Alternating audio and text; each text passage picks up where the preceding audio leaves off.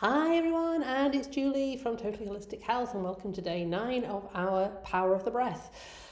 So yesterday's we did UGI breath, which is again a little bit more challenging. So I've given you all the easy stuff to do at the start of the practices. So now we're going to get to the tougher stuff. Obviously, some breath practices are a little bit more advanced than others. And also we've done lots of calming breaths. So these next few ones are going to be stimulating breaths. So breath can make you really feel really calm and relaxed, but equally they can really boost you up and invigorate the body. So what we're going to do now is something called Bhastrika breath or Bellows breath. Now this one has got a little bit of a safety thing with it. So if you do find that you're suffering from high blood pressure and you're not taking medication for it, I would probably avoid this one. And equally, if you have epilepsy or seizures or panic disorders, I probably would avoid this one as well. And it's also good not to do this one on a full stomach. So I would probably do this one first thing in the morning. It really gets the blood pumping into the body because it really wakes you up. Maybe about lunchtime if you get that little bit of a slump. And also it's really good to do before you do any exercise as well, because it really stimulates you as well. So it gets the blood supply in your body. So this one is definitely one to do sitting up. It's not really one that you can do laying down. In fact, standing up is actually really good because you do get that sort of like more power sort of feeling. So what I'm going to do is actually stand up. I'll show you how we do it. So what we're trying to do here, it's really good for core muscles as well, because what we're trying to do is almost pump the breath out. So we're going to breathe in through the nostrils, and then we're going to do little sort of like almost sniffs to sniff the air out, but we're actually pumping our belly at the same time. So as you're breathing out, you're going to just contract the belly. So you breathe in, and I can't see, suicide. You breathe in, can't do it. Breathing in and out, can't do it and talk at the same time. So breathing in and out is almost like a pump, pumping the air out of the body. So it's almost like a sniff out.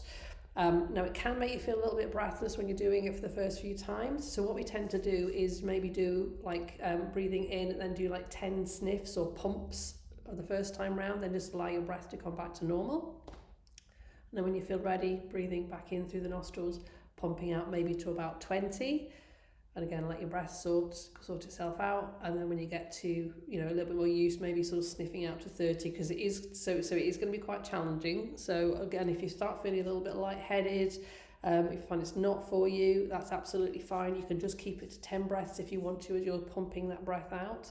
So you just need to be very aware of how your body feels as you do this. And again, if you've not done this for a while, you might feel a little bit lightheaded. So just be really careful. I mean, ideally standing up is good, but if you find you need to sit down for it, that's absolutely fine. Okay, so I am going to stand up. Okay, so take a nice deep breath in through the nose. And I'm going to pump that breath out. So use the belly muscle. So it's like...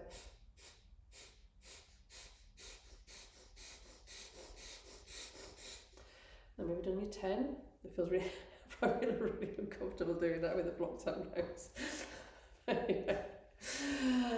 It does take a bit of practice. That's not what I do very often, to be fair. So, okay, so when you got your breath back to normal, I'm going to do another 10. So we're going to breathe in through the nostrils.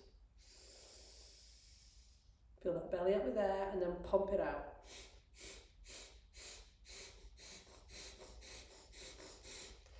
And then let your breath come back to normal. So again, just take a few moments, get yourself sorted. If you do need to sit down, you feel a bit lightheaded, that's absolutely fine. But you should feel a little bit of heat coming into your body, so it really stimulates everything, moves everything around really quickly, gets that energy moving. Really good for bringing that pranic energy into your body. So again, using the oxygen to the places it needs to go to. So breathing in, fill that belly up with air, and then pump it out. And if you're like me, you've lost your rhythm, that's fine, too much to think about. So again, you might find that you do lose a little bit of the rhythm, which is absolutely fine if you're not used to it. So I don't do that one very often, to be fair, but when I do use it, it's incredibly powerful. So it does take a little bit of practice. So you're pumping that belly in and out just to get that breath out of the body. So you really have to empty the lungs, be using the whole of the belly. So we're using that, we did the 3-part breath, we're really bringing that energy into the body all the way up to the clavicle, and then we're pumping it out from the belly.